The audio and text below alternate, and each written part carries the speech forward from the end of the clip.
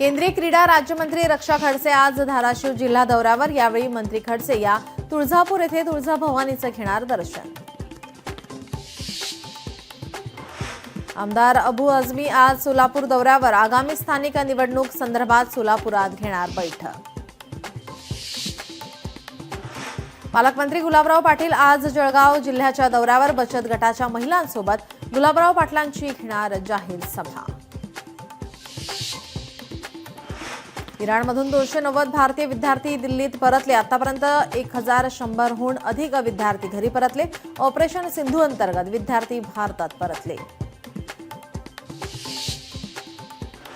सिंधुदुर्ग जिल्ह्यामध्ये आता पावसाचा येलो अलर्ट। सह्याद्री भागामध्ये जोरदार पावसाची शक्यता। 25 जून पर्यंत सिंधुदुर्ग जिल्ह्याला येलो अलर्ट।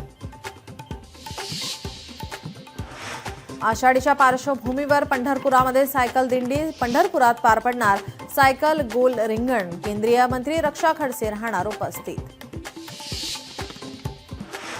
कराड चिपळूण राज्य महामार्ग 27 जून पर्यंत अवजड वाहनांसाठी बंद।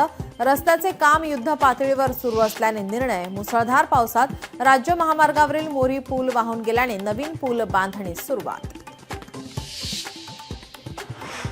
मुंबई पोलीस आणि अँटी नार्कोटिक्स विभागाची आज मुंबईमध्ये जनजागृती रॅली। वांद्रे रिक्लेमेशन बस डेपोतून जनजागृती रॅली। अमरावती शहरात 5 नव्या ई बस दाखल। प्रवाशांसाठी ई बस लवकरच उपलब्ध। 1.5 वर्षांची प्रतीक्षा अखेर संपली।